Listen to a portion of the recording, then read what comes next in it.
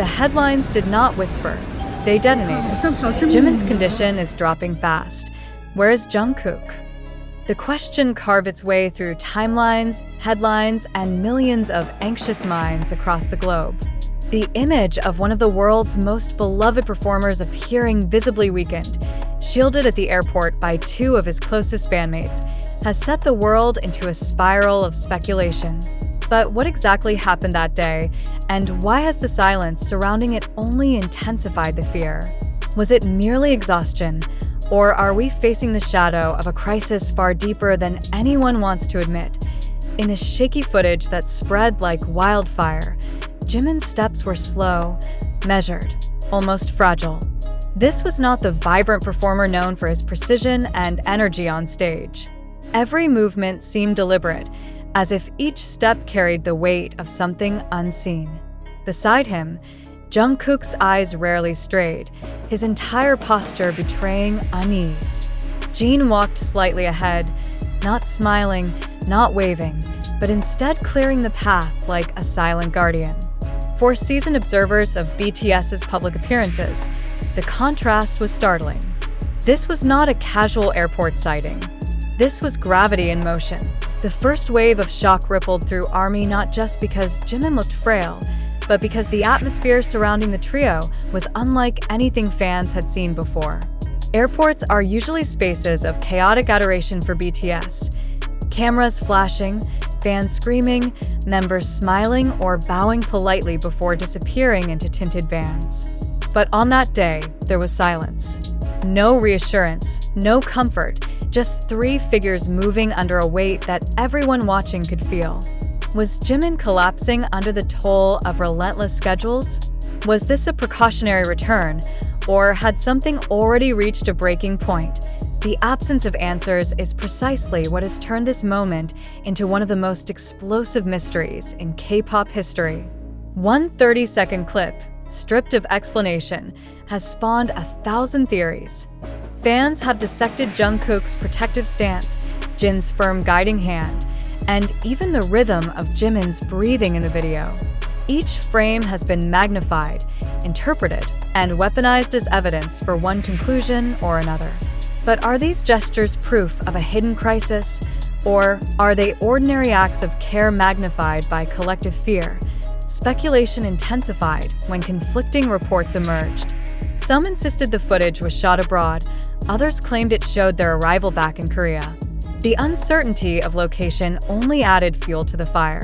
If Jimin's condition required immediate medical attention, why was he traveling at all? If it was precautionary, why did Jungkook and Jin look so tense?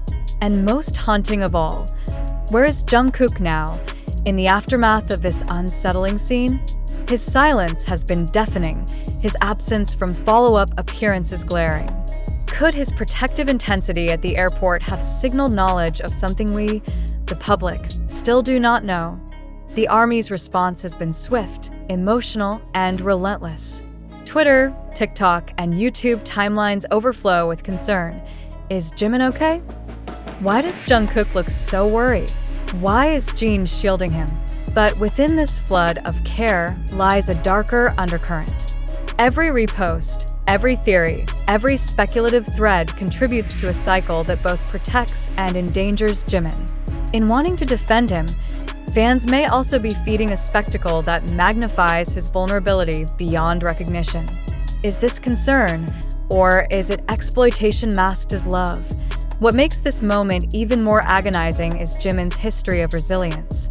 He has long been admired for his ability to perform flawlessly despite visible exhaustion, injuries, or strain. To see him falter so openly in public is to see the mask slip, to witness humanity peeking through the carefully constructed image of perfection.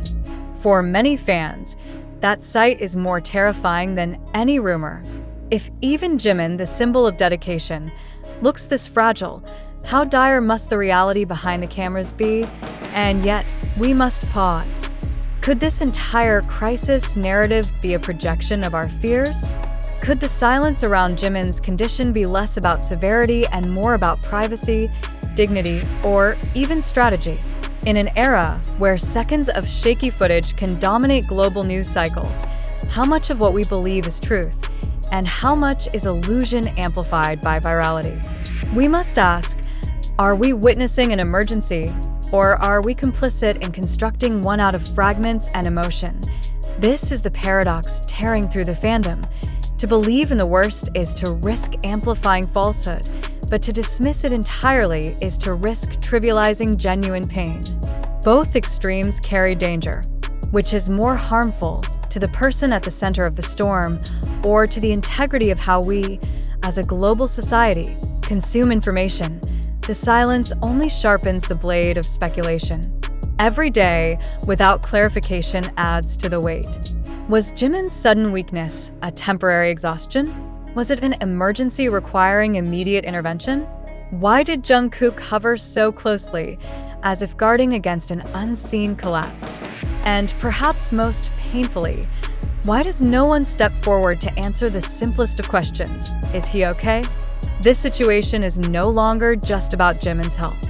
It is a mirror reflecting our collective hunger for immediacy, for certainty, for drama. It exposes how quickly absence of information becomes confirmation of the worst. It reveals how fandom devotion can blur into voyeurism, how care can transform into spectacle. It forces us to ask, are we protecting Jimin by demanding answers? Or are we suffocating him under the weight of our curiosity? Jungkook's role in this narrative remains haunting. His protective stance at the airport spoke volumes, but his silence afterward has only deepened the void. Is he deliberately staying out of sight to shield Jimin? Or is his absence itself a sign that something more serious is unfolding behind closed doors? Fans who once found comfort in his presence now find his invisibility unbearable. The question hangs heavier with each passing day. Where is Jungkook now, and why has he disappeared from the conversation? The image of Jimin, fragile, shielded, silent, flanked by Jungkook and Jeon, has transcended its moment. It has become an icon, a haunting reminder of both human vulnerability and the perilous speed at which speculation becomes fact in the digital age. Whether it marked the beginning of a genuine crisis or a moment exaggerated by collective fear, the effect is undeniable. The world has been forced to confront its own complicity in turning fragments into narratives, silence into evidence, and vulnerability into spectacle. Perhaps the most chilling truth is that we may never know what truly happened that day, not in the way we crave to know. The silence may continue, the speculation may spiral, and the image will remain etched in memory, an unanswered question, a suspended moment between dread and hope. So we return to the opening question, the one that refuses to fade. Jimin's condition has dropped. Army is worried. But where is Jungkook? Until the silence breaks, that question will remain unanswered. And in that unanswered space lies the real story, not only of one artist's fragile appearance, but of a global audience forced to confront how it consumes truth in an age where fragments feel heavier than facts. Under the relentless churn of speculation, Army has become both witness and participant in shaping the narrative. On platforms like Twitter, TikTok, and community forums, fragments of video are replayed in slow motion, dissected frame by frame. Some point to the way Jungkook's hand briefly hovers behind Jimin's back, ready to study him, interpreting it as proof of weakness. Others highlight Jin's unusually stern expression, suggesting it reflects a level of urgency unseen before. Each gesture, each pause, each glance is magnified into evidence, fueling a debate that grows more feverish with every hour. Yet the central truth remains unchanged. Outside the walls of silence, no one knows. This vacuum of certainty has become a breeding ground for extremes. One side insists Jimin's health has deteriorated to the point of emergency, that his airport fragility was a visible crack in an otherwise polished facade. Another insists the moment has been blown out of proportion, that exhaustion and travel stress are being twisted into a narrative of catastrophe. Both arguments thrive because silence feeds them both, leaving millions to oscillate between dread and denial. What complicates matters further is the emotional bond fans share with Jimin. For many, his vulnerability feels personal, a reflection of their own struggles and resilience. To see him falter is to confront fragility not just in him but in themselves. And then there is Jungkook, whose absence in the days following the incident has only sharpened suspicion. Where is he? Why has he not been seen alongside Jimin, not even in the faintest glimpse? Is his silence an act of loyalty, protecting Jimin's privacy, or does it signify something more troubling? For a fandom accustomed to drawing strength from his presence, his invisibility now feels like an echo that refuses to fade. The longer it lasts, the heavier the question becomes. This is why the image of that airport scene endures, etched into the collective memory of millions. It is not simply about Jimin's weakened steps, or Jungkook's protective stare, or Jin's silent guard. It is about the absence of answers, the unbearable tension between fear and hope, and the realization that in the age of immediacy, speculation travels faster than truth. Until clarity emerges, that haunting question will not let go. Jimin's condition has dropped, ARMY is worried. But where is Jungkook? The global conversation surrounding Jimin's fragile appearance has now reached a point where speculation has nearly overshadowed truth. Yet what remains unresolved is not simply his condition, but the way in which audiences, particularly ARMY, have responded to the fragmentary and uncertain information. A 30-second video clip has been transformed into a global narrative of crisis, but is it truly evidence of reality? Or has the very machinery of media and fandom created a spectacle designed to provoke reaction rather than to inform? This is where the seriousness of reflection must begin. If Jimin's slowed steps and Jungkook's protective gestures are, in fact, genuine signals of crisis, then the silence surrounding them is ominous. But must we not also confront the alternative possibility that these fragments have been lifted from context and interpreted according to the collective fears of millions? Can we honestly claim certainty about what we saw? Or are we projecting narratives onto incomplete information because we cannot tolerate the discomfort of ambiguity? Every platform, TikTok, Twitter, YouTube, thrives on immediacy, not verification. This raises an unavoidable question. Can we, as consumers, trust content that is designed to capture attention rather than to establish accuracy? When we watch and rewatch a shaky video frame, do we believe we are analyzing truth? Or are we merely participating in the cycle of sensationalism? If the foundation of our discussion is so fragile, what does it say about the conclusions we are drawing? Consider this. If the crisis is real, then our obsessive dissection of every gesture risks reducing Jimin's humanity into spectacle, stripping him of dignity in the name of curiosity. If the crisis is false, then our willingness to accept rumor as fact exposes how easily we surrender to manipulation. Which outcome is more dangerous, for him or for us? Which error has greater consequences, believing in a hoax or trivializing genuine suffering? The image of Jungkook walking with protective intensity has become central to the narrative. But ask yourself, why do we interpret his actions as proof of catastrophe rather than as a natural gesture of care?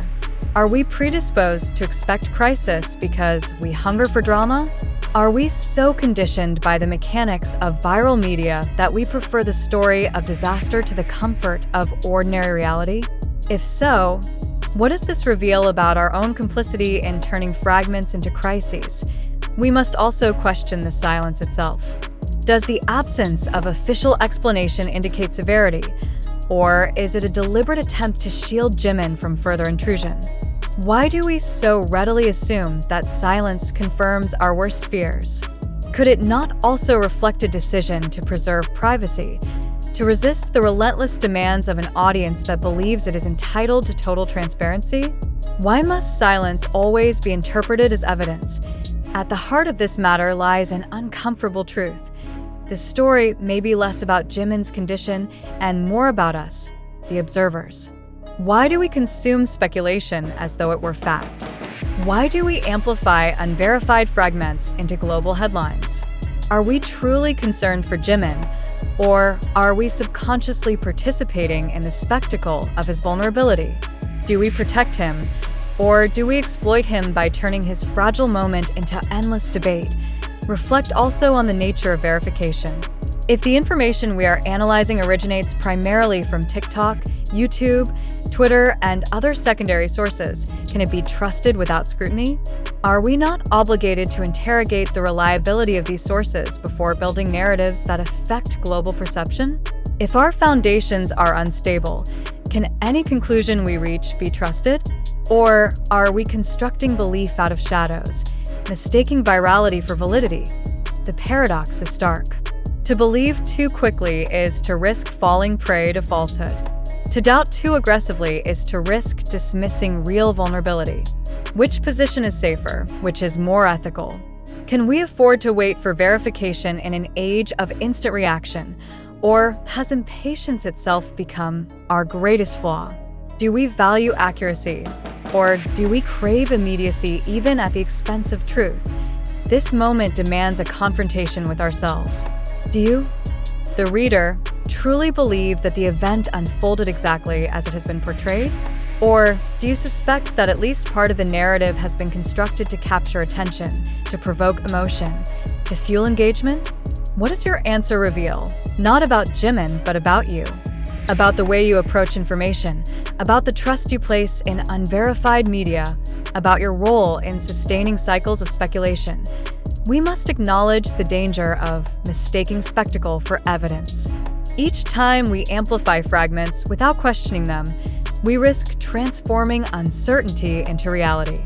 Each time we treat silence as confirmation, we risk reinforcing illusions rather than uncovering truth.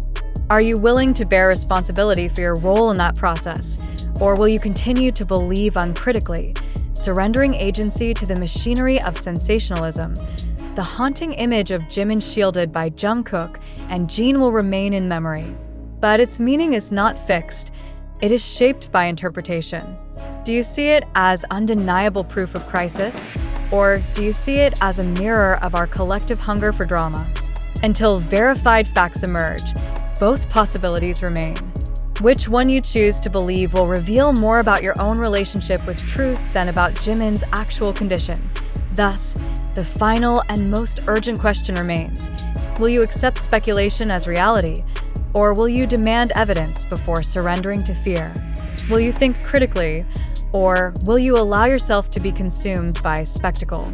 In this digital age, the line between truth and illusion is perilously thin, and your response determines which side you stand on.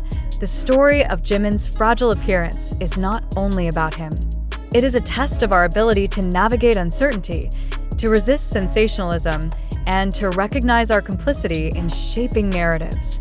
Whether this moment reflects genuine crisis or manufactured drama, the responsibility lies with us to reflect, to question, and to refuse the seduction of immediacy without verification.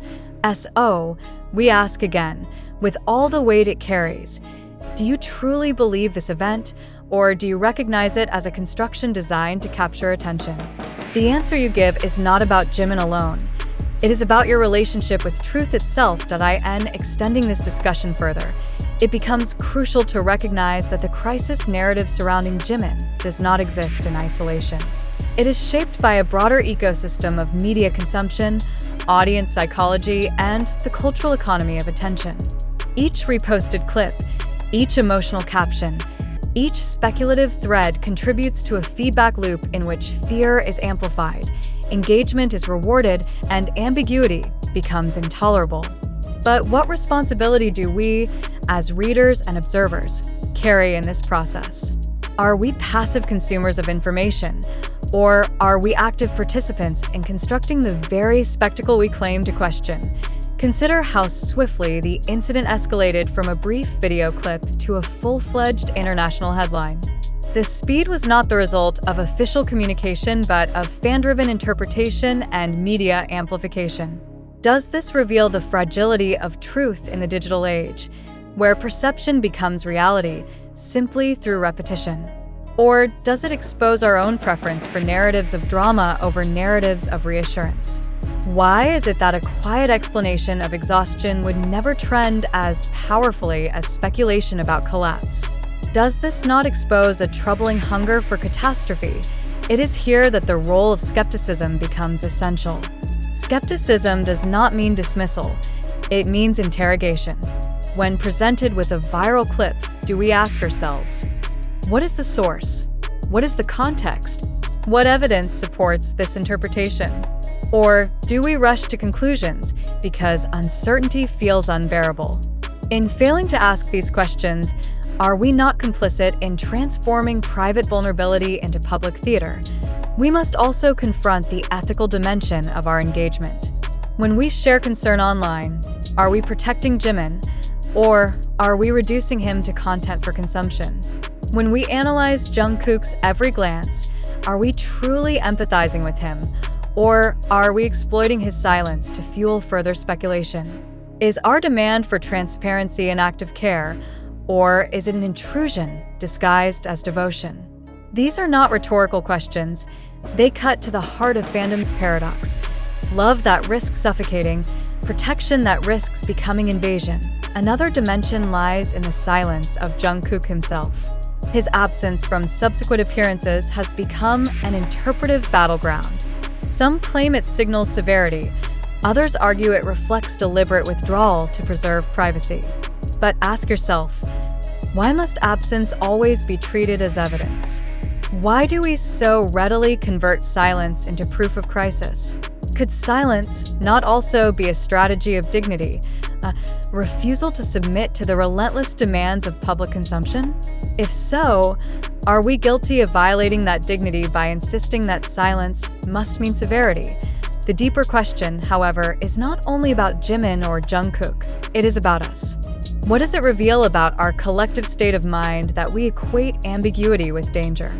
Why do we feel compelled to replace the unknown with speculation, rather than accept uncertainty as part of reality? Is this not a reflection of a cultural condition in which immediacy outweighs accuracy, in which the hunger for answers eclipses the patience required for truth? The unresolved mystery surrounding Jimin's condition continues to dominate discourse. Yet what remains most unsettling is not merely the ambiguity of the event itself, but the way we, as observers, are responding. In the face of uncertainty, have we chosen patience and discipline, or have we surrendered to speculation and sensationalism? When silence persists, do we respect it as privacy, or do we transform it into confirmation of crisis? These questions are not peripheral. They strike at the center of how truth itself is constructed in our digital age. Examine the trajectory of this story, a brief video fragment, stripped of clarity, multiplied through TikTok, Twitter, and YouTube until it became a global headline. But what is the foundation of this narrative? Is it verifiable fact, or is it merely the repetition of unverified fragments? Can we honestly say we know what happened, or are we building meaning from shadows because silence leaves us uncomfortable?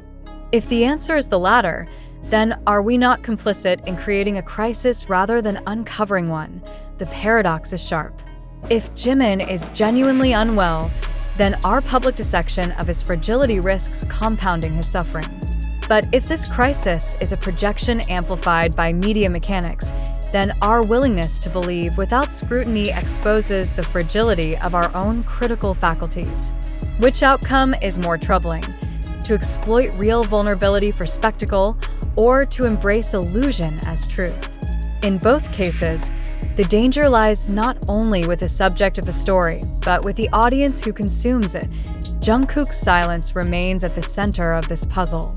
His absence from subsequent appearances has been weaponized into theory, yet what if silence is not evidence of crisis, but an assertion of dignity? Why must absence always equal catastrophe? Why do we insist that protection requires explanation, that privacy must be surrendered for reassurance? Could our demand for answers itself be the very pressure these artists seek to resist? The ultimate question is unavoidable. Do you, the reader, truly believe that this narrative reflects reality? Or do you suspect that at least part of it is construction, an illusion crafted by repetition, fear, and our own hunger for immediacy? In confronting this question, you are not simply interpreting Jimin's condition. You are reflecting on your relationship with truth. Do you value evidence, or do you value sensation? Do you prefer the calm of fact or the drama of speculation? Until clarity emerges, we remain suspended between these possibilities. But the weight of responsibility is no longer theirs alone. It is ours. Will we think critically, resist spectacle, and protect dignity, or will we continue to surrender to the tide of sensationalism? The choice, urgent and unavoidable, rests with us.